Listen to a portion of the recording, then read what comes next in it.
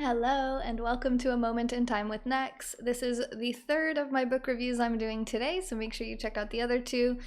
Give a like, give a subscribe everywhere if you like this kind of content, because I do plan on producing a lot more of it now that I'm finally moved into my new space and I have all my books back, and I'm excited to get to reading and get reading back into my daily routine so I can start putting out more book reviews and content like this for you guys and just learn more in general. Save you the time that it takes to read these books.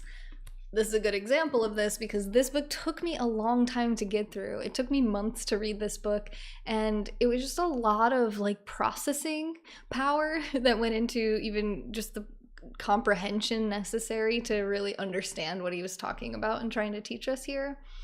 The man, I think, is originally kind of into he leans towards mathematics. That seems, I think it was his specialty. That could be why he writes so dry and academic. I think also, so at first, when I first started reading this book, I didn't really like the tone of the author. It just came across very condescending, kind of patronizing, pretentious kind of energy. And I'm he's using unnecessary language. These words are difficult. I have to look up words to understand what he's saying every couple of pages. And I think I have a decent vocabulary. And I'm just thinking, man, it's so unnecessary to use these words. You could have used words that are way more easily recognizable and understandable to increase the level of ease of reading this book. But as I continued to read it, the name of the book is Antifragile, Things That Gain from Disorder. So it felt like it was intentional. He wanted to make the book somewhat challenging and somewhat of a struggle to kind of read, because a big part of his point is the things that we struggle for and have to go through a hardship to obtain, we value more, we cherish it more, we protect it more. There's more, it's almost like things that come through struggle and stress are more valuable than things that come easy. So I thought that was an interesting kind of point, and as I'm reading his points, I'm like, okay, this could be why he writes this way. I don't know if it was intentional or not, but the idea of it made it easier for me to kind of push through and get through the rest of the book. I have a lot of notes on this. I have pages of notes on this too, so bear with me. I'm going to be looking down at my notes a lot. Hey Art, first comment to the broadcast, welcome in. So he doesn't say it this way, but it's definitely a big what doesn't kill you makes you stronger kind of vibe. He talks about what doesn't kill you kills others, and the strength of the fact that some people do succumb and the people who don't are usually, it's kind of survival of the fittest is more what he's trying to get across. But I can't help but take away from this book that the things that challenge me and are difficult and I have to push through are good for me. They develop some type of character within me. Also, when we go through hardships, for me, I feel like I develop more empathy and compassion for other people, because now I've experienced firsthand what it feels like to struggle and to feel the way that they may or may not be feeling. So I'm more compassionate and empathetic, and I cultivate these things through hardships and through bad times, which I think everyone does. It develops discipline. It develops inner strength, but also outer strength. So if we think of this more literally in terms of physical exercise, progressive resistance training, where you're lifting weights and you are progressively getting stronger and able to lift more weights because of the resistance and the struggle that you're putting your muscles through. So they grow in response to adversity. And he kind of says your body does that for a reason. Your body is built to get stronger and to respond pretty positively and healthily to stress. Of course, it's enough stress that doesn't kill you, right? That's not going to be good for you. But it's anything that's obviously making you stronger is you could argue is good for you. Again, there's you can go extreme with any of these things, but generally speaking, it's good and it's healthy, and it's a goal for many of us to feel strong and to be strong, you know, whether we mean outer or inner. The argument is the same, that stress can actually make us stronger. Imagine no one ever told you no your whole life. Everything you ever asked for, everyone was like, yes, sure. The first time someone said no to you, you would unravel. I mean, you would be such a soft, malleable thing of a human, because you would have never experienced like any conflict or any confrontation or any difficulty. So if you would just be so like ill-equipped to deal with it at a certain point. You just wouldn't know what to do. It's why when children face hardship for the first time, they throw a temper tantrum. They're like, what the hell? Life's been easy. What the heck is this? You want me to tie my shoes before we can leave? No. Screaming, crying. Too much work. Yeah, so I think you get the point, right? It makes you more adaptable. It makes you resilient. You know, you learn how to problem solve by having problems. Like, you become more valuable to yourself, to your society, to your offspring, to your partners, to your friends by having problems, because you learn how to solve them and how to deal with them and how to handle them. So when these people in your life have a problem, you can help them with it, or at least teach them from your own experience. It's super valuable. If you never had any problems, really, like, what value do you have to offer other people with their problems? Not much, right? And I did mention that there's like kind of an overlap with the concept of flow here, where it's like too great of a challenge is obviously not good. It breaks you down. Like an injury, say you were like lifting so heavy that you hurt yourself. Well, now you can't do anything. That's obviously worse. It set you back worse than you were before you walked in the gym. So you want to have like the right amount of stress. So he actually talks about, I don't remember the name of the trainer, but there was some guy who was like in his 70s or 80s, and he's still really strong and healthy and goes to the gym every day and had been like a bodybuilder in the past and all these things. So this author, Nassim Taleb, he went and he learned from this guy, and he was like, all right, what can you teach me? Obviously, whatever you're doing seems to be working. And the guy said to him, all I do is when I go to the gym, I try to lift as heavy as I possibly can. So he sets up his baseline, right? So let's say you go into the gym and you can lift 50 pounds in whatever exercise.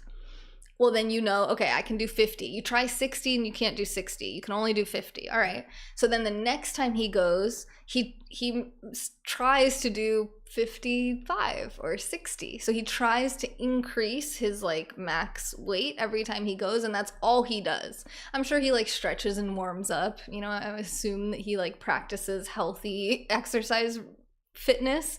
But he doesn't spend a ton of time in the gym. Like, he doesn't go to the gym for hours every day. He goes in, probably stretches and warms up, and then he tries to see how hard he can go on all those exercises that he's working that day, and then he leaves.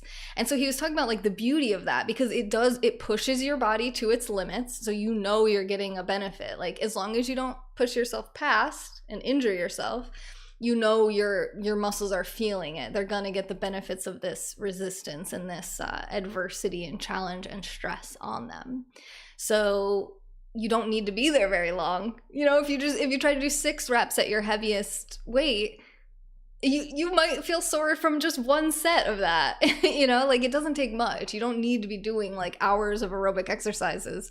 It was kind of his point, is like a lot of people go to the gym and do like a ton of reps at like low weights, and it's like, oh, it's all about like your physical appearance, but like, how strong are you actually? And like, how are you wasting your time? Do you really need to be doing all the TikTok exercises, or could you just go in and like push some stuff around that's a little heavy and be good? And it's maybe more functional as well. My ex used to argue for like functional exercise, like chopping wood and doing things that you would actually like, that will actually develop the muscles that will help you towards skills in the real world, where many of the exercises we do in the gym aren't really translatable to like movements that we do in our daily lives. It often has to do with knowledge of anatomy and then also a desire to look a certain way. Hi, Sato. How are you? Sato?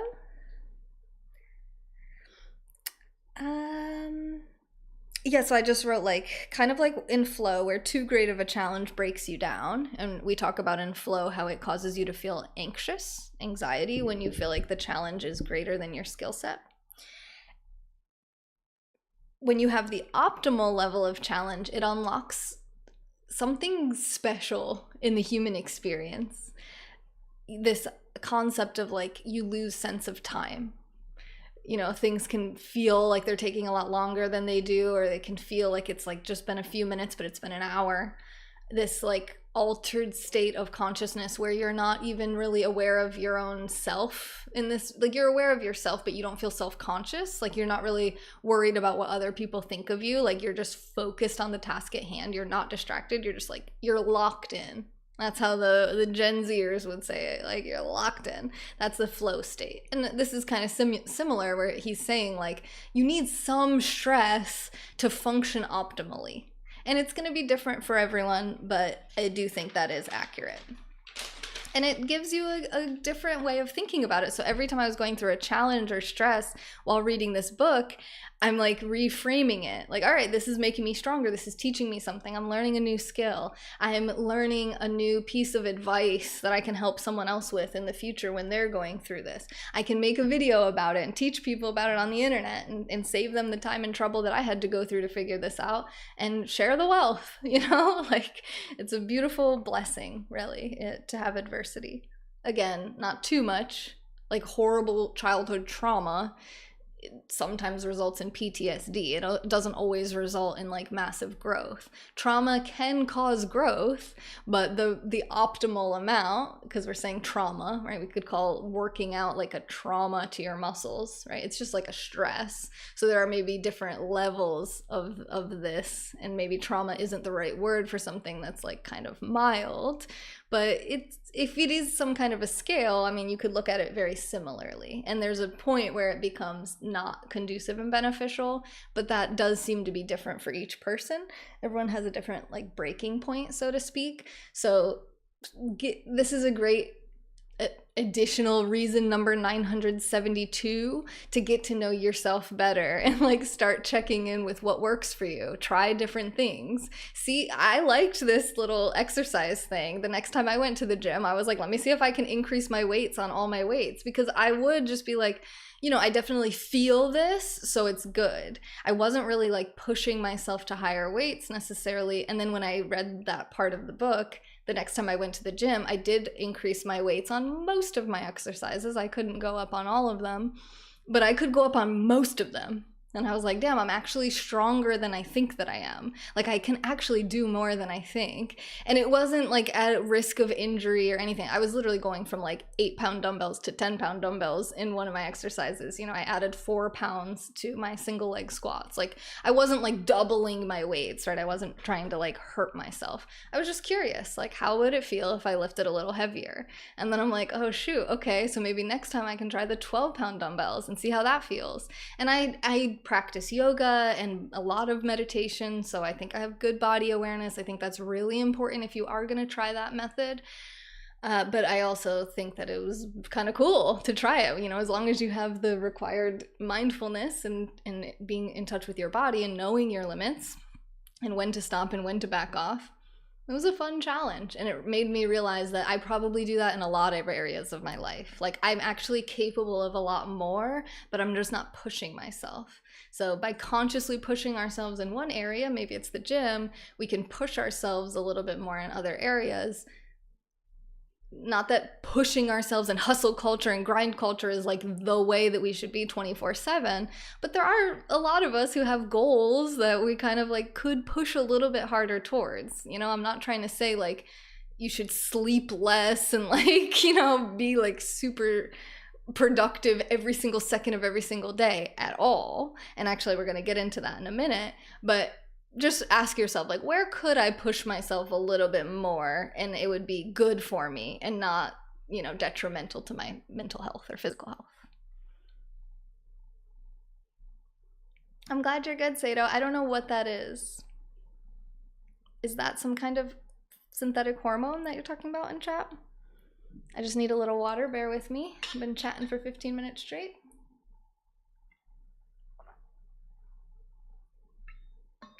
Okay. Up next. I think I'm actually gonna dive into this now because I said we'd talk about it soon, so let's just flow into it and then we'll go back to the education piece. So I felt pretty called out towards the end of this book because he started talking smack about the talkers in society. Now, I don't know if you know me. I don't know if you realize I sat here and talked for 15 minutes straight very effortlessly, but I do like to talk. Your girl can talk. And in doing what I do for the last 7 years, I've realized that my strength and my value generally comes from what I say and my talking, my thoughts and ability to communicate them. I have a podcast called NexTalks. So talking is like a big part of my identity, my brand, and like the value I provide to the world in my mind prior to reading this. So then he said, no, it's not a digital book. It's a physical book right here. So what he said was, he's talking smack about the talkers. And he's comparing talkers to doers, right? There's the doers and there's the talkers. And the talkers are demonized here. And it made me feel real called out because I'm like, what? That's me, I'm a talker. So he did make a good point that I hadn't really thought about, which is that the talkers in society have massively more power than they've ever had before in history, where like we can just talk about stuff and like comment about it, and I make a living off of doing that to some extent. I do other things too, but talking is a big part of what I do for a living. So that's like not something I would have been able to do too well in the past. I mean, I would have had to like follow the teacher route, I'd have to follow a more structured route, or maybe even doing like public speaking, but there's travel and like a lot of overhead and loss of, there's like a lot of opportunity cost here in just the maintenance of doing that, plus the limited scale of people you could talk to at one time when you're limited to in-person spaces. The internet has just unlocked massive power in the ability for us to communicate with lots of people very quickly and effectively without even leaving our house. We don't even have to get dressed half the time. So I was kind of feeling like, oh my God, am I a talker and not a doer? And at first I was like, this is good. I need to be challenged this way. I need to do more. And I will say that it has shifted my content a little bit. It could be coincidental because I am moving, and when I move, there's a lot of things I have to do. So generally I stream myself whatever I'm doing. So I'm streaming myself doing things more lately and less like just sitting and talking, but I'm still doing both. And the further I reflected on this, I realized talking is doing something. Talking is a behavior. It's something that you choose to do. Some people are definitely better at it than others. It just is what it is. So there is like some level of skill or proficiency associated with it. It is not just nothing. It is not just thinking. Talking is doing something. And depending on what you're saying and who you're saying it to, it could be very powerful and impactful, which is kind of what he was like saying that he doesn't like, but he cannot negate the fact that it is true and it has value and it does impact and influence people. So those of us who think that we have better things to say than what people are currently listening to should say them, which is exactly what he did by writing this book. He talked a lot in the book. He said his thoughts. It's like, what a hypocrite, but he's criticizing more like the talking heads, like people who are like common, like news reporters or not necessarily news reporters, I guess like journalists who take like creative license more, like they can kind of op-ed writers, right? Like they say their opinions about something. And he's kind of like, well, who cares what you think about it? Like it doesn't really matter. So there are certain contexts where I'm like, okay, one could argue that there's not a lot of value in like commenting on something that's already happened, but there is value in everything to some extent to somebody out there. So it's like, just because you don't find the content interesting or valuable doesn't mean that it's not. And just because it's not educational or informative or like all about self-help, personal development, whatever kind of vibe he might consider himself in alignment with, doesn't mean it has zero value. Entertainment and the arts have value. Discourse, conversation, discussion has value. Is it the only thing we should ever do is just talk about stuff all the time? No, absolutely not. We should absolutely take action on the things that we learn and discover through communicating with each other. No brainer. So it's kind of like the reality is nobody only talks. There's nobody on earth who all they do is talk and they never do anything. We all do stuff all the time. Talking is doing something, but also most of these talkers that he doesn't like for whatever personal reasons he has against them probably do a lot in addition to their talking. You know what I'm saying? So I kind of was like, at first I was like, oh my God, I feel called out. I feel like, oh God, what am I doing with my life? And then I was like, no, I feel good about what I'm doing with my life. And it's not too different than what he's doing with his. So I think it is what it is. I also used this example of React content. So React content, if you're not familiar with it, is when a content creator watches someone else's content and reacts to it. You might think, okay, well, this is not valuable. Like, they're just using other people's content to make their own content, which could be true, but they're not just sharing other people's videos and pretending like they're their own. They're putting their face in the corner and saying like, oh, haha, that's so funny, or whoa, that's super messed up, or whatever it is their reaction is to the content. And there's a reason that content exists, and it's because it is successful and works for a lot of different content creators with a lot of different kinds of content. And the reason for that is many. We all have different motives, but like for me, my favorite YouTuber is Cody Ko, and he's a React creator. I mean, that's like all he does is React content on YouTube. And I find a lot of value from his videos. He puts out videos almost every day, and I'll watch them almost every day. They're not too long, and it's just like a little entertainment for me. Like, I get some really good loud belly laughs off of some of these videos because his reactions, he's like a comedian type person, and he is so funny. Like, the stuff he said, the way he reacts to things and like the thoughts he has about them is hilarious. Way better than just watching the video by myself and having my own thoughts and reactions about it, which most of these things I wouldn't watch anyway.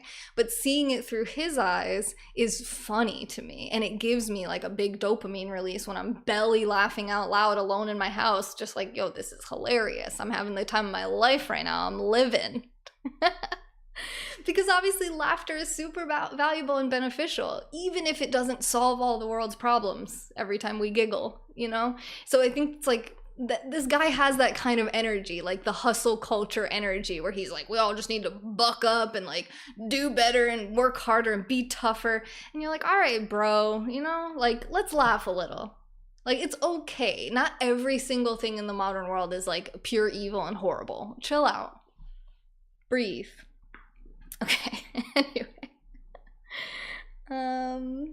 Yeah, I wrote, of course it's unhealthy to spend 100% of our time consuming entertainment or producing it or whatever, but things are rarely that extreme, and I'm sure most talkers spend plenty of time doing other things too. So I think I kind of covered everything. And I do think it's, like, let's take his side a little bit here and say, I do think it's important not to spend too much time talking about stuff. You know, me and Fern talk about this on our Tuesday night show on Twitch, where we talk about different subjects from week to week. And it's like, I find myself often going, okay, well, what should people do about it? Like, what can they do? What is the takeaway from this? Rather than just us saying like, wow, this is super messed up. The society we live in a society. Our entire lives are social constructs. What an ethical quandary. You know, it's like, cool, we said words that were interesting and maybe even totally true, but like, what difference does it make if we're just saying things? So like, knowing how can we take action on the information that we're talking about, what can we do, how can we change, is kind of the point generally. But again, that's my value system, and it doesn't mean everyone else's values are invalid. I'll leave it at that. So one thing I really do like about this book is he criticizes the modern education system. It's loaded with criticism of modern education and academia, and I love that. Because one, you can tell he's a product of it, so he's like, he knows firsthand. Now, I only have my bachelor's degree so far, but I did get it as an adult. I just got my bachelor's like 2 years ago or something. I'm 33 now, so I went through it as an adult with a different perspective than like a teenager. And it was ridiculous. It was really disgusting.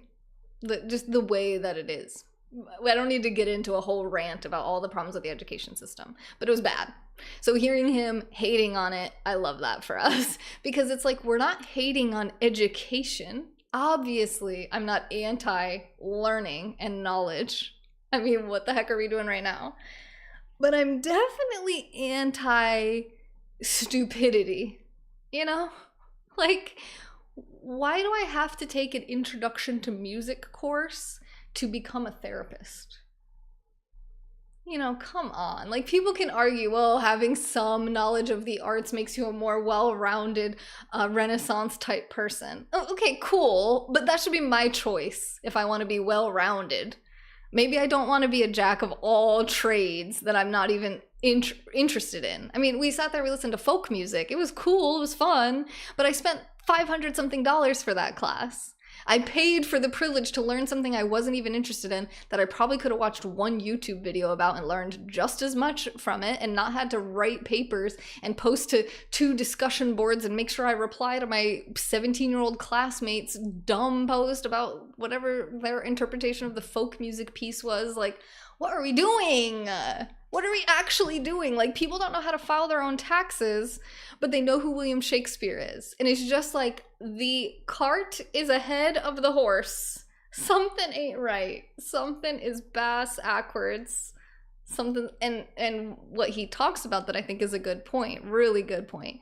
If you hear nothing else from this book review, hear this.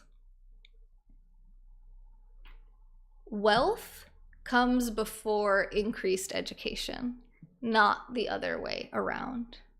Increased education does not come before wealth.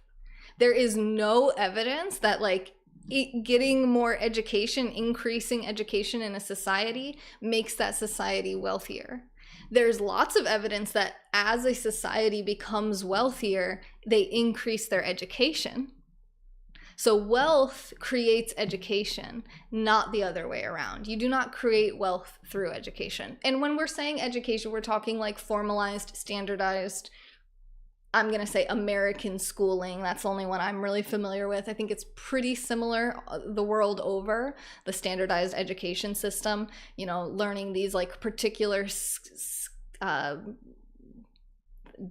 pieces of data. I mean, even knowing the periodic table, like all of chemistry class, I really do think, I mean, there's so many classes. I mean, most of the classes were completely useless, like completely unnecessary, a huge waste of my youth. And I was aware of it while it was happening, and it caused me devastating depression. So it's super, super messed up. And I'm glad that he was like really going hard on them about this, because, and he calls them the fragilistas. He's like, these are the people who like, if you challenge what they think, they get like their panties all in a bunch. They can't handle criticism. They can't handle pushback because they're fragile, because they're sensitive. It's like, they're not trying to get tougher. They're just trying to get like more clout. You know, and he's kind of saying like, as a society, we should always value strength. And I think that's true. I don't think it's the most important value necessarily. I think balance is important, but I think that the education system is so effed right now and so useless and so dumb that it's really important that we talk about this every chance we get and try to figure out what the heck can we do about this, because it's intense. But that's not the point of this stream, so I don't have proposed solutions for this other than only going to school if the law requires you to, or if someone else is paying for you to go. So I'll just leave it at that for now. Don't go unless you have to, because you're being forced by the government to go because you need a certain license for the job that you want to do. Or your boss or I wouldn't even say your parents, but like you got like a scholarship or a grant that you don't have to pay back. Then if you want to, do it. There's no reason not to, really. Like, the money is, to me, one of the biggest problems with the school system, is like how much a college education costs, what you get from it. It is not fair. It is not a legitimate service. It is not a legitimate exchange of value there. The money I pay and the time and energy I put in versus what I get out is not a good investment 99% of the time.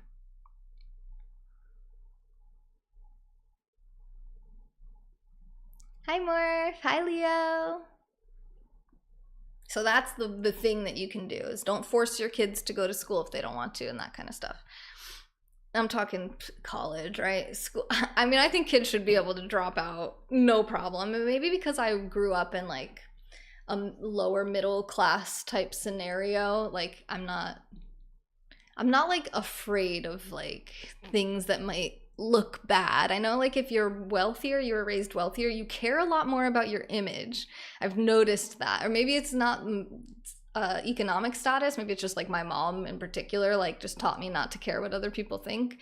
But I notice like my friends and contacts who are like from rich parents basically, and from like more uppity kind of backgrounds, they care so much about like what their parents think of them. And like they, like my one friend has, you know, adult content that she puts online, but like no one in her family knows. She would never speak about it. Like she would freak out if her mom ever found out.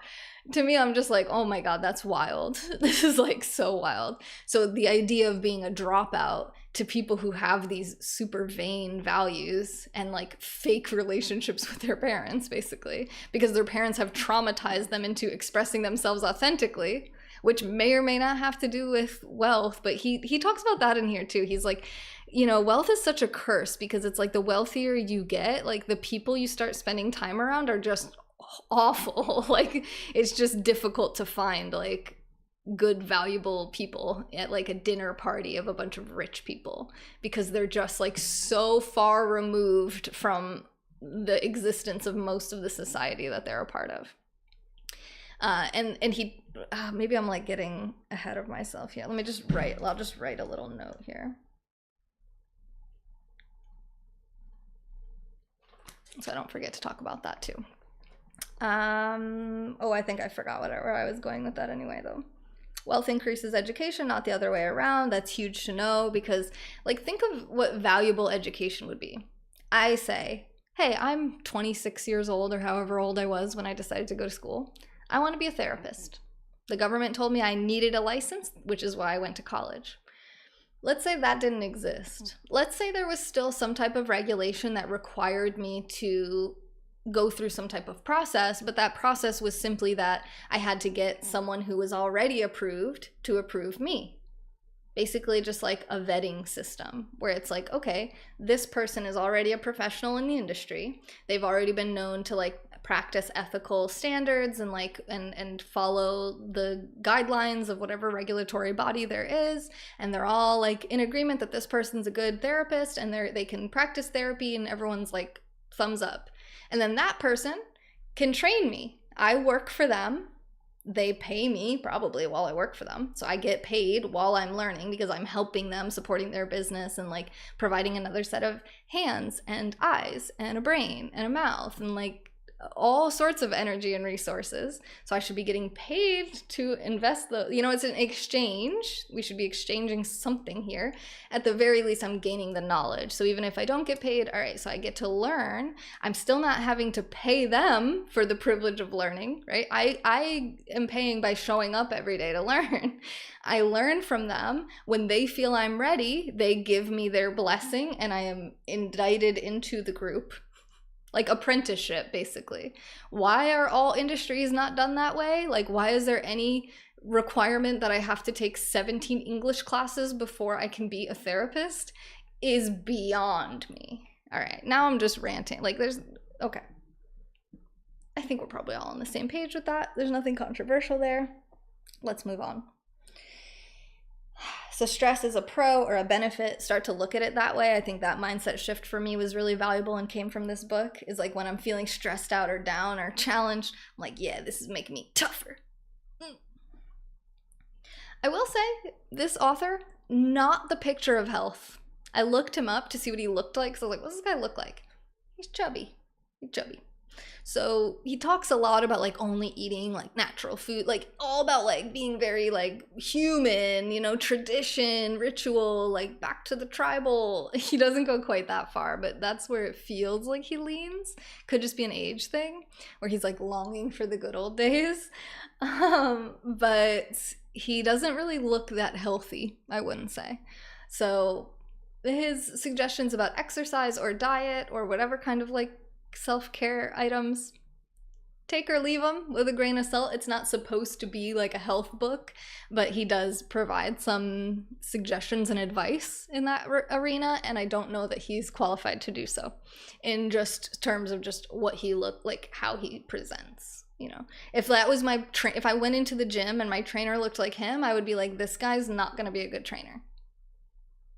Maybe he's really strong and he can lift really heavy, but he also carries extra weight on his body, which looks kind of, maybe it's just like genetically, like that's like the way his body is shaped. But if I had to guess, I would assume there is some inflammation going on there. Like he looks kind of swollen and bloated, which I think is a really common modern problem, but also shows me that like he probably doesn't quite practice everything that he preaches, you know?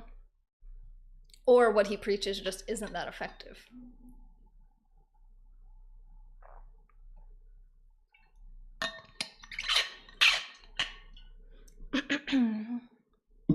Okay. He talks about how too much structure, control, and regulation is stifling. There's no room for creativity, adaptability, unpredictability, and the value of randomness. He's like, you know, some randomness benefits us. It teaches us something new, like by allowing some flexibility and randomness to be part of the equation and not being so measured and like perfectly calculated with every single thing and decision that we make in our businesses or in our government or in our classrooms, wherever it may be. Let's say the bedroom even, imagine that, where it was like, okay, first I will remove my shirt, and then I will remove my pants, and then I will remove my socks, and that, you know, it's like, oh my god, dude, imagine a checklist for something like that. And why is that activity so different than everything else in our lives? You know, like having some ability to be creative and to try new things and to switch things up is good. It's better. Businesses that can do that are better. Governments that can do that are better. And he said, you know, smaller things may be uglier than like these big, beautiful, pristine whatevers, but they're definitely more like adaptable, changeable, and they're stronger. Like a smaller thing, if you have like a lot of small things, if one of those small things dies, overall it's not a big deal. But if you're all attached to this one thing and that thing dies, that's devastating. And he calls that like extremistan, where he's like, people who go too extreme, it's like you go too far and now there's just like a point of no return. Like the only way to like normalcy and like homeostasis is like a gigantic fall, and that sucks. And that is, I think, where we are economically and just in America in general. I just don't really see a smooth, easy transition from where we are now to where we ideally should be. So be prepared. Get strong in the meantime. And introduce some randomness into your life. Try driving a different route. You know, try talking to somebody you haven't talked to before. Maybe you see somebody like out, talk to them. Switch it up, switch up the energy. A form of randomness that I like that might make you feel weird for whatever religious trauma you may have is tarot cards.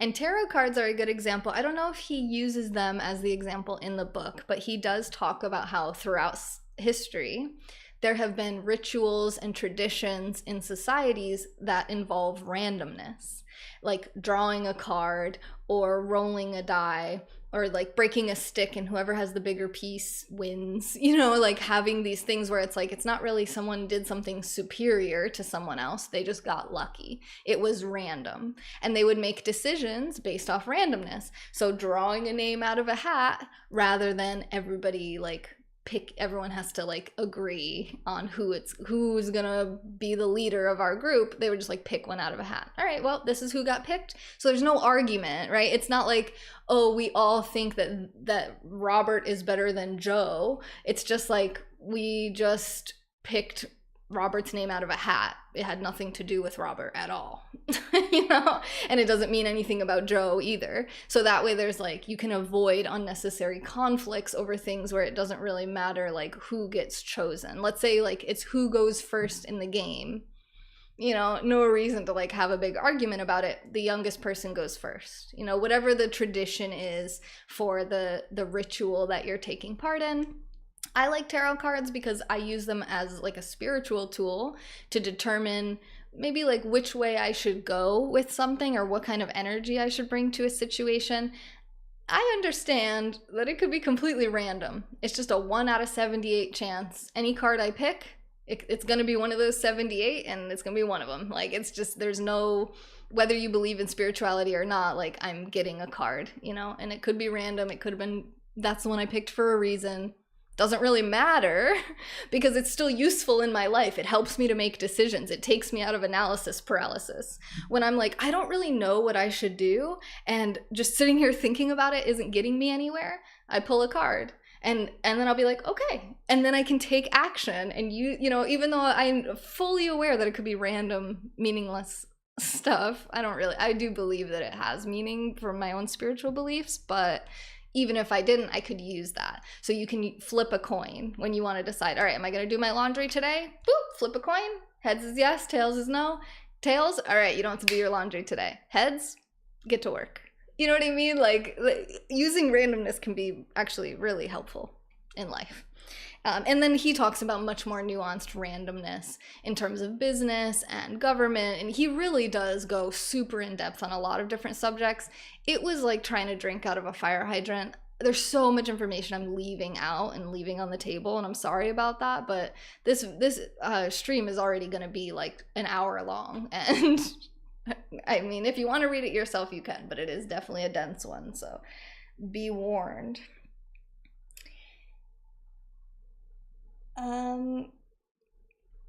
Also, yeah, unpredictability and randomness is like how we expand our thoughts, right? It's like until something happens, we didn't even think about like what we would do if it happened kind of thing. Like, it's like until we have an experience, we didn't even realize there were people out there who thought that way or who needed this thing, right? Let's say like you lived your whole life and you never saw anyone in a wheelchair. And then like the first time you see someone in a wheelchair, you're just like, whoa, like your mind has been like blown open by this thing you didn't even know existed. You're like, whoa, there's people who can't walk and they use these devices to help them get around. Like, cool, that's so cool. I never knew about that before. Any piece of information can be like that.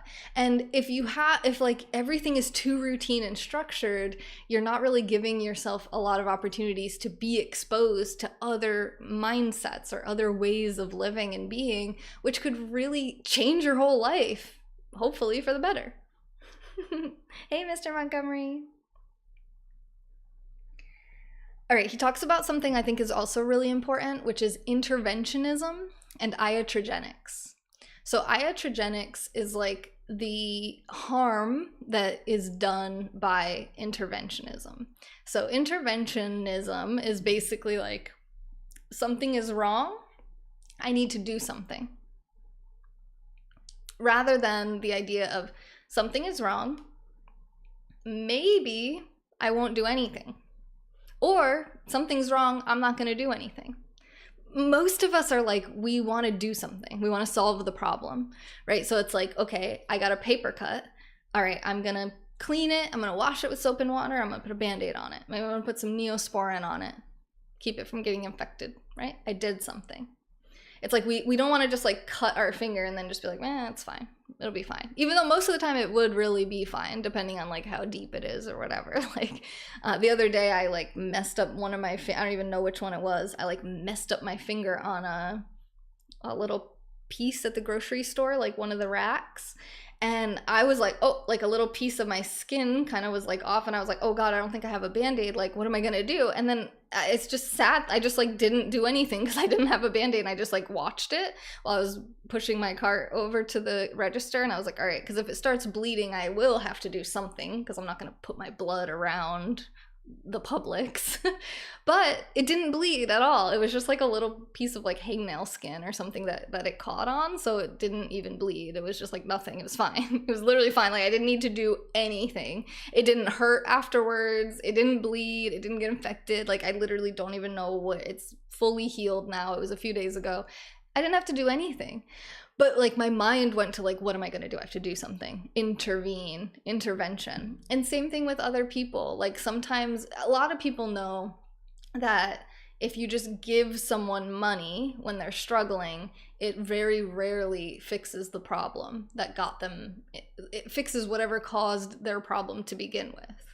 So like when you find out someone is struggling, you have that same urge, right? You want to intervene. You're like, I want to do something. So you like give them money, or you give them advice, or you give them a place to stay, or like whatever happens.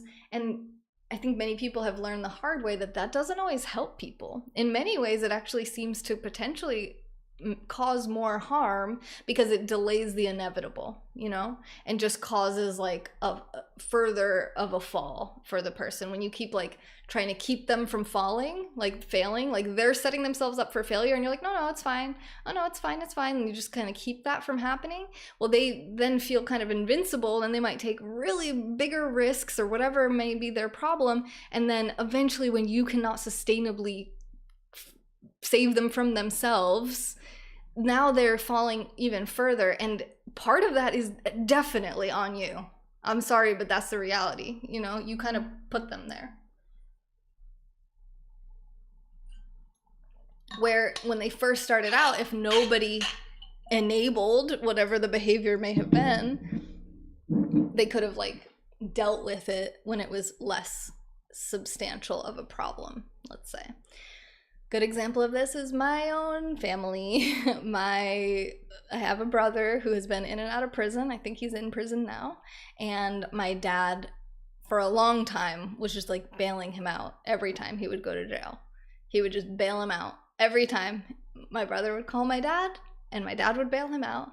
And my brother would call my dad, and my dad would bail him out. And he's in prison right now. It didn't keep him out of prison at all.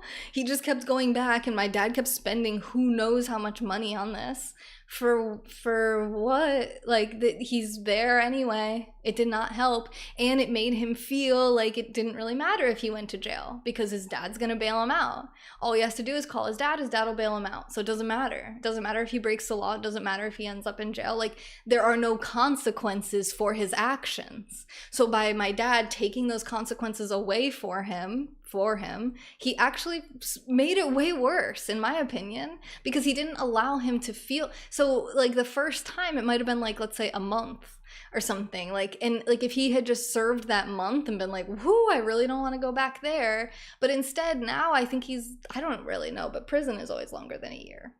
It's actually a brother I've never met. I didn't meet my dad till I was 19. There's a whole lot of dynamics there, which is why I don't know all the information, but I do know that just bailing someone out of jail, like literally, right? Metaphorically, we usually say, well, if you keep bailing them out, like literally people do that. And it's a perfect example of why that doesn't work. And it's the parable of, you don't want to give a man a fish. You want to teach a man to fish. You want to teach him to obtain his own resources so he does not become dependent on you to provide them for him, because that puts undue stress on you to now provide for another person. And if you die, which you will, because we all will, before he does, which maybe you will, he's not going to be able, he's going to be right back where he started, maybe worse, because now he's maybe like also fat and like, or whatever. Who knows, you know, because you like filled him up full of fish all day and he didn't have to do anything. So he just like doesn't understand like what it takes to obtain that. So then he takes it for granted, just like the children of rich parents. Like this happens where it's like they don't have any concept of like you have to work to get money, because they were just given everything. So then they're like, it's just like their worldview is skewed because of that. And that doesn't really help anybody. So teaching them how to take care of themselves, how to feed themselves, how to dress themselves and shower and whatever else it may be, assuming the person is mentally and physically capable of doing so, of course, right? It's not trying to say like, if you can't do these things, that's bad.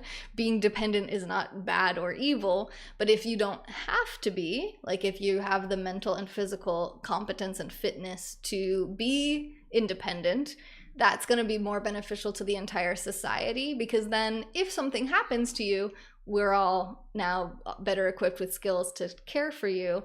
And if nothing happens to you, but something happens to someone else, you can help care for them because you have learned how to provide for yourself and potentially others. Yes. So yeah, sometimes doing nothing is the best option. We want to do something, but we can cause more harm, and we do. And so he uses the medical system as a good example of this. This is a huge problem, right? We talked about education, major problem. Now we're going to talk about this major problem, because when you go into the doctor and you say, my tummy hurts, or whatever you say, they give you something. They don't just go like, you'll be fine. Like your mom maybe would do when you were a kid, right? You're like, you're fine. Go lay down. Go sleep it off. You're fine. Your doctor never says that, right? Your doctor is never like, it's not that big of a deal. You're going to be fine. Just go away. No, they're like, oh, okay, I'll give you a synthetic hormone, or I'll give you steroids, or I will give you whatever the medication that I can, or something to do, like. And giving someone like an exercise routine is less intervention-y than giving someone a medication or a surgery. One friend of mine, I don't know exactly where she's at with this situation now, but she has a lot of pain, physical pain. And for a while, she was having a hard time finding a surgeon to agree to do surgery on her. And I was really shocked by this. I was like, wow, she really wants this surgery, and she's not interested in all of these doctors saying like, I'm not willing to do this surgery on you. Because to me, that's a major red flag. Like, why don't because surgeons make money from doing surgeries. Like, they are incentivized financially and through their own like interest and passion to do surgeries. So when you have surgeons refusing to do surgery, that's big, right? There's something going on there. And it's basically like they were just like, it's not worth the risk. Like, I'm not doing spine surgery on you. You're too young. You have children. And like, this could go badly. And it might not fix your problem at all. And it's like, but in her mind, she's like, I just want this. So it's good to know there are doctors out there that will not just do things just to do them, that they actually, and I would say most doctors probably do fall into this category on certain things. Like surgery might be more obvious to them than a prescription, especially because writing prescriptions is so normalized. And this is especially concerning. Well, there's multiple places it's concerning, but for me, I'm really worried about how this plays with mental health, because like I know someone right now who he had recently experienced a breakup. He went into the doctor. Now, he told me he doesn't remember if he said or was like thinking of unaliving himself at the time. He does now, and he's also been on antidepressants now for I think like a year or two or something. And so he goes, sees a therapist, he's depressed, and they give him antidepressants. And I mean, he's been on them for a while now, over a year as far as I know, still struggling with depression, very low energy levels, memory problems. I didn't know him before he started taking the antidepressants, so I don't know, maybe there's other causes for these things, or that's like part of his personality. But I know other friends who I also didn't know before they started taking their medications, who are also on antidepressants, who struggle with very low energy and very low motivation. And I mean, that's basically depression. And it's like, so if this medicine is supposed to be fixing this, it's obviously not, doesn't seem to be, from where I'm sitting, working or doing anything useful. And what are the potential side effects of this? Antidepressants are very well known to decrease or nearly eliminate sex drive in some people, and even sexual function. Some people can't even get like lubricated or an erection, right? Depending on what genitals you're working with, because of their antidepressants. And there's other medicines that do that as well. So there's like, it's just kind of like, okay, we're telling this person they should take this every single day. And assumably because they won't be depressed anymore, right? Isn't that supposed to be what we're selling them, is like, take this and you'll feel better? But then they don't. And then it's like, what are we, at some point don't we say, okay, that didn't work, let's try something else? No, apparently not. Apparently they just like keep doing that, and sometimes they'll change like what antidepressant it is, and they'll change the dosage, and they'll try this and they'll try that. But it's like, people have to ask their doctors, hey, can you check my hormones? That's not even normalized yet in medical practices. Like, they do not check anyone's hormone levels unless they ask. And it's like, why? Why wouldn't we see like where someone is at biochemistry level, like where their chemistry is, like how their blood's looking, before we start just putting things into their livers? What are we doing? What are we actually doing? Bunch of mad scientists, really. And what we're doing though is that we're trying to help, we're trying to fix the problem. So it's like, I'm not trying to demonize the existence of medications that try to help these things.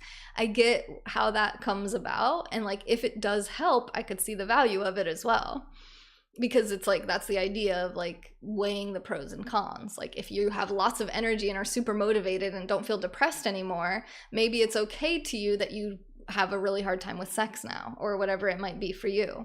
But if it's like not giving you any positive outcomes and it's giving you negative things, like, what are we doing? At what point do we say, that didn't work, we're gonna let this person wean off of the potentially addictive chemical that we have now potentially gotten them hooked to? For why? It didn't even do, but then we don't know what it did. A lot of these antidepressants, it's like, we don't understand why this works. Literally, you look up the physical, like you look up like Wellbutrin, the like the mechanism of this drug is not well understood. We don't know what this does, but you should take it every day. Okay. Seems smart. Seems like a good idea. So he's talking about how like a lot of what we're doing to people medically by intervening rather than like kind of not intervening as much is causing a lot of unnecessary harm. And I totally agree with that. Another example of this could be like gender affirming care for children under the age of 18. Many people would argue that like doing nothing would be a less detrimental outcome than intervening with surgery and hormonal therapy in a child who is an adolescent usually and is struggling with identity, considering that that's like a normal adolescent experience. Maybe gender dysphoria doesn't present in like most adolescents, but there have been individuals who change their mind, which they have every right to do, and their bodies have been like physically or chemically altered. You know, I think there's many, like I tend to lean more towards the non-intervention side on that. I think it's really important to like communicate with your child and like, you know, figure out what works best. Like, I don't know your situation, but I do know that there's been some pretty messed up scenarios, and the answer is not very clear. But if you have to choose between like doing something and doing nothing, in that particular scenario, doing nothing seems to be more safe than erring on the side of intervening, right? If every adolescent person that comes into your office says, I want to be a different gender, you don't just start scheduling them for surgery right away. You know what I'm saying? Like, not that we don't trust them or believe them, but let's like really make sure that this is like, we're not doing a potentially unnecessary surgery, or a surgery that could all in the long run end up being extremely traumatic for this person, which there are documented cases of that occurring. Prefrontal cortex should be developed well enough. Well, then you would put it off to like age 25 or something. Wellbutrin made me scary and feel insane. Really? Better doesn't mean perfect or cured. Yeah, and it's like really messed up. Antibiotics. Yeah, that was the other one I was gonna say. Yep, antibiotics is a great example of like the now that we have like antibiotic resistant bugs because of the prevalent use of antibiotics in our society and the very low use of probiotics and like having like very poor gut health because of our diets. Yeah, it's a gray area for sure, but I think it's important to talk about. He talks about the value of asymmetry, so looking for situations where you have a little downside with a big upside. So I think Donald Trump talks about this in The Art of the Deal as well, is like you're looking for opportunities where you like stand to gain potentially infinite amount and you stand to lose a very small reasonable percentage or amount if it goes bad. So the idea that you're looking for is that you want the right, but not the obligation. So like you're looking for something where it's like you can do something, but you don't have to. Like getting yourself into deals that don't obligate you to do too much or tie up too much of your money, but then can potentially get you a lot of money afterwards or, you know, ultimately, then it's a good risk to take, right? Because it's considered low risk and you're like hedging your bets by having potential really big upside. Even if you're wrong 10, 20 times and you lose that little bit 10 or 20 times, if you're right the 21st, 11th or 21st time, like you would recoup all of those losses potentially, right? If you're doing it right. And hopefully you don't go 0 for 20. I think the gender care is a case by case. It is, yeah, everything really is. I do know you are required therapy before they'll approve you for any surgeries or hormones. Yeah. Yeah. It's tough. Everyone's like in those situations, it seems like everyone really is trying to help the child. And I think that's the important, that's kind of what we're saying here is like they're not like evil Dr. Frankenstein energies. Like doctors aren't like evil. Like they're not like, oh, we should really F people up. Like let's get them hooked to drugs. Yeah. And they like all high five each other. No, that's not what it's like. They think that what they're doing is helpful and good. Otherwise, they wouldn't be doing it. And that's the situation with all of these things. It's like the therapists, even like they're trying to help their patients. Unfortunately, sometimes there are such serious interventions that are like virtually irreversible or cause long-term effects. It's just a very, very touchy, sensitive, you know, proceed with extreme caution kind of situation. Because they also, like, I think in the case that I was reading about, I believe that they are potentially suing the doctors now afterwards who provided the gender affirming care. I think she's actually suing the doctors. I could be wrong though. Some doctors are evil, I would know. Well, it's humans, right? And I still don't really believe that like there's really necessarily purely evil humans, but if you believe that, that's fine. We're not here to have that argument, I don't think. I think it would be a matter of not limiting the options because it is something that heavily affects suicide rates. Actually, I don't know that there's really good proof of that. Let's check it out.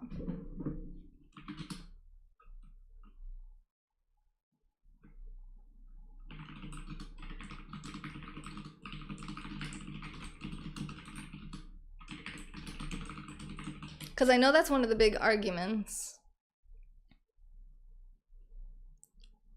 But I don't know that it's actually a legitimate, like statistically relevant piece of information because people do unalive themselves. Is it more often in people who are transgender and denied gender affirming care? I don't know. I don't even think I can find. Oh, wait, there is. 2023, they did a study, suicide-related outcomes following gender-affirming treatment, a review. A narrative review was undertaken evaluating suicide-related outcomes following gender-affirming surgery, hormones, and/or puberty blockers. Of the 23 studies that met the inclusion criteria, the majority indicated a reduction in suicidality. Oh, and like suicidal ideation? Suicidality. Let's look up the definition for that. The risk of suicide, usually indicated by suicidal ideation or intent, especially as evident in the presence of a well-elaborated suicidal plan. Interesting, okay. However, the literature to date suffers from a lack of methodological rigor that increases the risk of type 1 error. There is a need for continued research in suicidality outcomes following. There's also a need for future systemic reviews. Blah, blah, blah.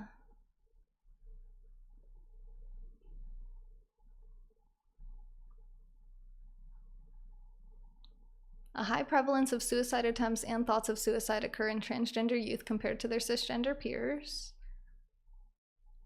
Transgender US military veterans have more than 20 times higher rates of suicide-related events than cisgender veterans.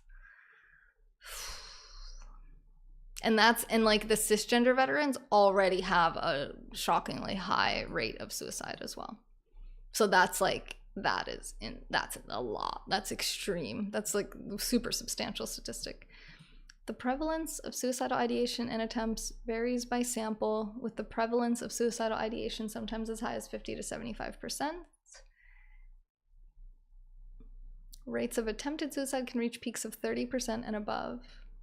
One longitudinal study of over 6,000 transgender individuals in the US indicates that the highest risk of suicide is among those under 18 years of age.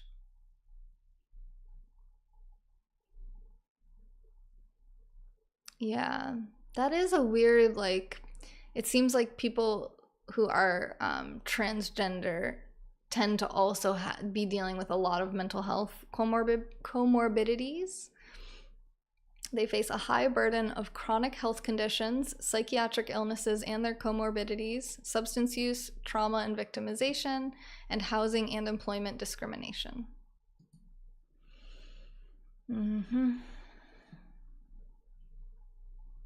Certain therapy together sessions as well. I personally know people, I guess, more people who have had ideation, etc., because and gender issues and not having easy access. And I know more of those people than I do people who made a change and regret it. It's very difficult to make the change. Which is like, I feel okay about that for children, really. I mean, even 18 seems too young to me for someone to be like really trusted to make like that big, strong of a decision. But it's like you said, case by case. If I know the person, maybe I could get a feel. But like that's where my mind goes with it, with the psychological aspect, is like oftentimes people who are transgender also have a lot of other things going on. So I think it's like, it's important to deal with everything. And it seems like with the gender affirming care, oftentimes like they're very focused on like that narrow set of questions. You know, it's like they ask and it's like the person meets all the criteria to be like they have gender dysphoria, but they're not really like getting then treatment for whatever else might be going on. Like if they are living in a traumatic household, like a dangerous household and being subject to abuse, how can they be like protected so that they can be in like a safe space and be able to assess their feelings? Because adolescence is a wild time. I wanted to end my own life when I was an adolescent, and I don't have gender dysphoria. Imagine how much worse that could have made it. But I don't know that like getting surgery, like, I don't know, would that really fix everything? I'm not sure. I mean, it's really dramatic. It's a really drastic intervention. It really is. Like, it is not a very, I mean, there's not been a ton of surgeries done like that. So like access to surgeons that will even do it is very limited. And then like how well the altered genitalia is going to function is like very challenging. It's really, really hard to like rewire your genitals to be different than they were naturally.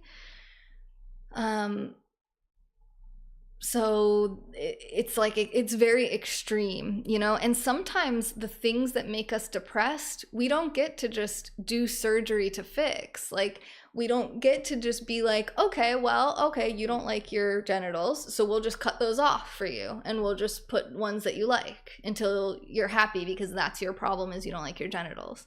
I don't know that it's so simple. Like, I was depressed probably because of daddy issues. You couldn't just be like, oh, well, we'll just like surgically implant a dad into your life and you'll be fine. You'll be good. Everything's fine. It's like sometimes you do have to kind of like experience like, okay, there are things that are outside of my control, and like, what options do I have? Rather than like being like,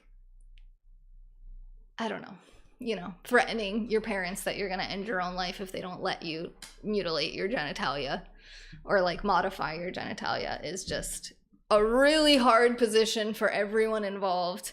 And adolescents will do it very easily because they're adolescents and they're wild, like we all were,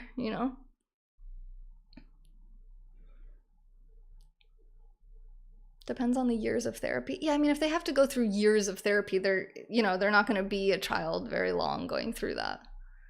But also, if it's a young child, that's different too. I'm really specifically talking about people who start to experience gender dysphoria in adolescence, especially nowadays where it's kind of like, it's very popularized and like somewhat glamorized, I would even say. There's like popular influencers online who are getting tons of love and support and encouragement and views and attention because of their surgeries. And adolescents are on TikTok, and they're like, oh, like, even if it's not a conscious thought, like, this person is getting a lot of love and support and attention because of this.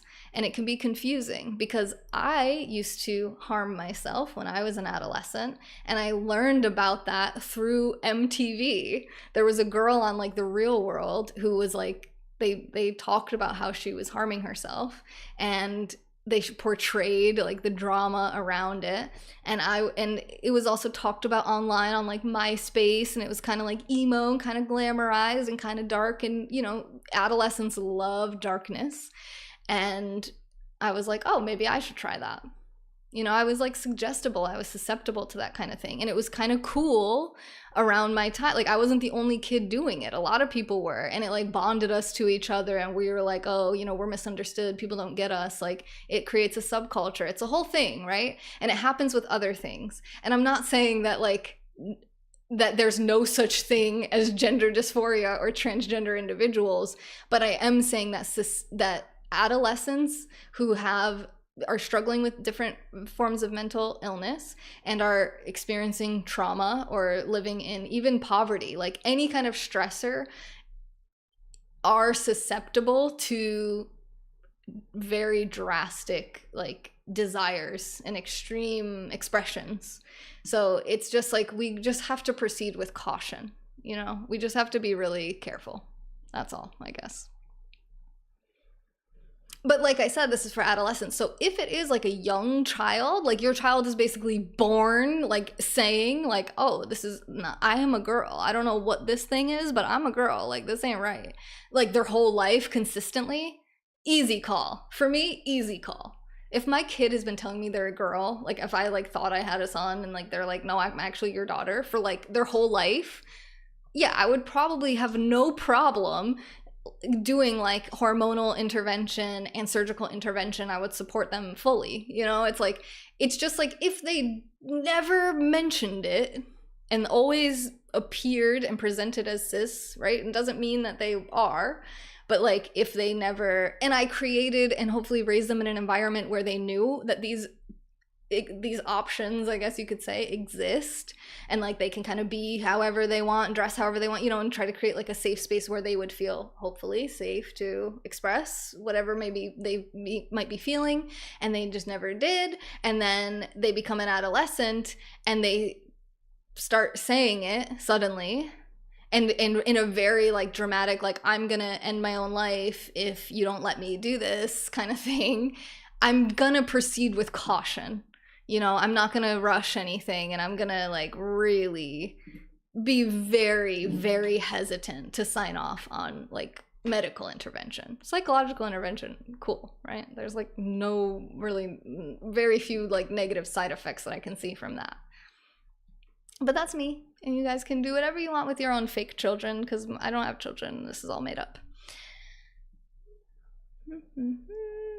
You're live? I am live. It's not just surgery. Most people don't get surgeries that young, but they want to prevent hormones also. Yep, that's what I'm saying, like hormonal interventions. And that is frustrating for people with gender stuff because you do develop into a gender in your teens. Yeah. Can't say much about social media because I don't think people under 16 should be on TikTok, but I'm not a parent. Yeah, and it doesn't even really matter if like your kid isn't on there. If they go to school, like they're still going to get exposed to the concepts because other kids are going to be on there. And it's not about like hiding our kids from like the reality of the world, right? It's about like educating and like just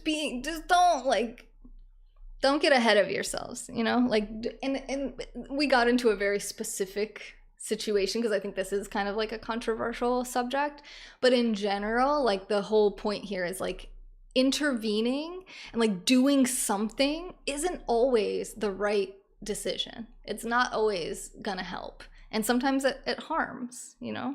Like when people do surgeries, especially like an elective surgery, and die from it, you know, it's like, geez, man, that might not have been worth it. Let's say like the BBLs that were killing people. Like people just wanted a big juicy butt and they were dying. That's horrible. Like there's nothing that I could think of that is like more pathetic for a doctor to have done. It's just very, very sick. Okay. Where were we? We only got a few more things here. Look for optionality, which is the right but not the obligation. We talked about that. Like an example of this in the social world is like if you invite someone with no pressure for them to come. So for me, like there's been times on dating apps or if I'm talking to someone where they're like, oh, what are you up to? And I'm like, oh, I'm about to head over to this kava bar. They're doing this event, or I'm going to the drum circle or whatever.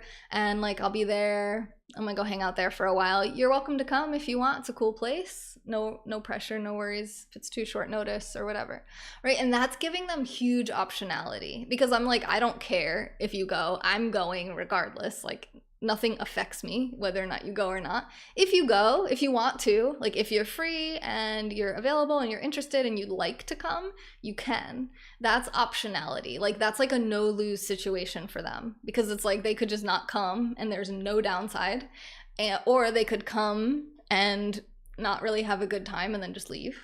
Or they could come and have a great time, and the potential for upset, they could fall in love. We could live the rest of our lives together. Like there's a huge potential for upside, and the downside is really like really, really low.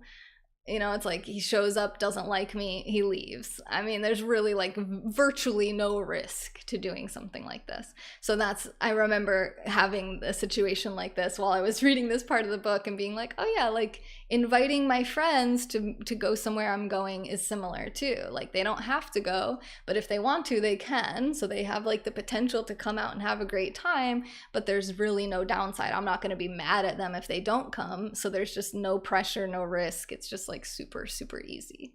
So looking for situations like that where you can participate in something you might want to, but you don't have to, and it could potentially benefit you. So whether it's like a job that's kind of like flexible, or a business that you run where it's like you don't really have to like do a whole lot with it, but when you do, you tend to get money out of it, so you kind of do it as you want. It's like it's optional. It's optionality. You don't have to do it, but if you do, there's benefits.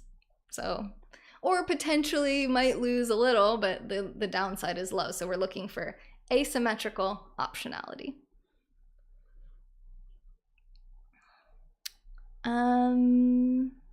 He talks about the value of tinkerers. So I think this kind of ties into what we were saying about like as you get wealthier, you start to get like surrounded by really wealthy people who are like not super fun to be around necessarily. So he's like glorifying the tinkerers, like the crafts people who are just like out there doing it. They're trying different things. They're like, let me throw this at the wall and see what sticks. And they're kind of experimenting and kind of like the Wild West. Like he's like, that's where like the world changing of inventions come from, is people tinkering and like trying things, not in a college lecture hall. Very rarely are super creative new inventions coming out of like colleges. They're usually coming out of like factories or industry, like businesses, you know, like people are like, oh, we just discovered that like this metal alloy works so much better than everything we've been using all throughout history. Now we're gonna like anodize or whatever the whole world with this new cooler metal or whatever. It's like you have so much to gain from just tinkering, from poking at something, just trying some stuff. Like it's like this again, instead of just talking about it, go push on some stuff, go push some buttons, go try some stuff and see what happens. Like when the other day I was having kind of a low energy, like I got bullied on TikTok and I cried. So I was like, all right, that's enough TikTok for today. I'm gonna go do something. Like, I think I just need to get out of the house and just switch up the energy. So I looked up some local events at local kava bars. I saw one that looked interesting.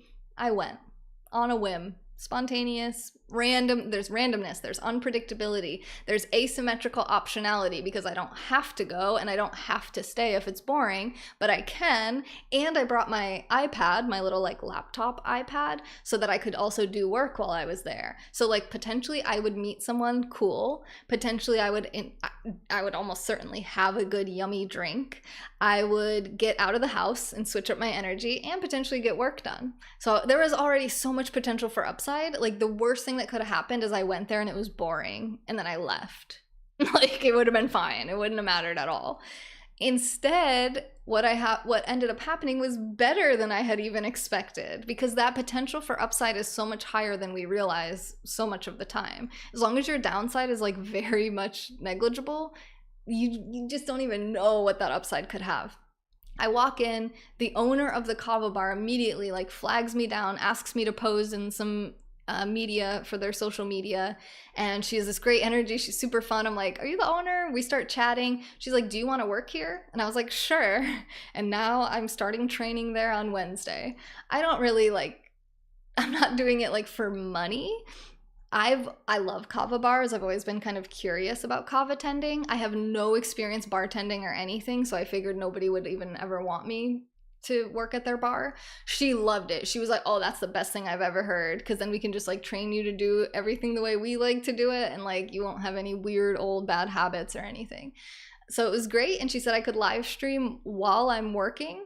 So not only do I now have like a little side hustle with a female entrepreneur who owns a brick and mortar business, which is very rare. I don't meet many people like that. She's very cool. She's very she's like, we don't have a dress code here. Wear whatever you want. Like, we're very lax. If there's nothing to do, you just come out from behind the bar, hang out with everybody, get to know your customers. Like, she was just so cool. I love her. Like, I'm really excited. But now I can also stream it, so my business doesn't get neglected. In fact, it gets enhanced. I get to gain followers, engagement, potentially gifts and money, while I'm also working at another, like earning money somewhere else. And really, it's not about the money there. It's about learning the new skill of bartending and learning about kava and kratom and all the drinks they serve, but also meeting people in this area, because I just moved here 2 weeks ago. I don't know anyone. So this is a great way to meet tons of locals and get paid to do it. Like, hello? It's a win-win-win-win-win-win-win-win-win-win-win-win. It was like, just because I was like, I'm just gonna do something on a whim. I had been to this kava bar 2 times before. Nothing quite so amazing and extravagant happened. Every time I leave my house, it's not an amazing success story of great abundance, but sometimes it is. And if I didn't go out there and just see what was up, that never would have happened. So, and I met some other really cool people while I was there too. So I'm excited. Wednesday is the training. I don't know if I'll be streaming it or not, but if I do, it'll be on TikTok, so follow my TikTok and look for those asymmetrical upsides and optionality. Be a tinkerer, be a doer. Okay, here's one last thing and then we'll be done. The smartest is not always the most successful. There's the curse of too much information. Sometimes you just know too much that it's like, it actually like either paralyzes you because you're overwhelmed with information, or you just know too much that you can't see the big picture. It's like you're too close to it to really have a good feel from an outside perspective. Like, you're too close. Because the reality is you don't have to know a ton to have success. You don't have to like know everything about love languages and personality types and like every single social hack out there to be successful with dating. You don't need to know every single thing about an industry or business to invest in it successfully. Or to, you know, you can run a business and not be perfect, believe it or not, and still make money. So he talks about some guy who is like world renowned for trading in the green lumber industry. Green lumber is like recently cut down wood. It's green. It's like still fresh. Well, the guy, the number one trader of green lumber in the world, who was like had made prolific gains and had made like a massive fortune and was known globally for his skill in the green lumber industry. Apparently it came out one day after however long he had been doing this, that he thought green lumber was lumber painted green. He thought it was like actually green lumber, like painted green. Which it wasn't at all. Completely wrong. But it didn't matter. He was still the most successful trader of green lumber in the world. Did it really matter that he even knew what green lumber was? Apparently not. Apparently not. He knew all he needed to know to be successful. And that's like, just remember, like, you don't have to be perfect. You don't have to be the smartest person. You don't have to be the prettiest person. You don't have to be the best at anything. And you can still have like great success in many arenas of your life. So remember, stress is a benefit. F the education system, F the medical system. Look for asymmetrical optionality and randomness, unpredictability. And get out there and just try some stuff. Get tinkering. Okay, I love you guys. You are worthy of being loved and feeling comfortable in your own skin. This has been a moment in time with Nex. I hope you enjoyed all 3 book reviews today. This book review was on Antifragile by Nassim Taleb.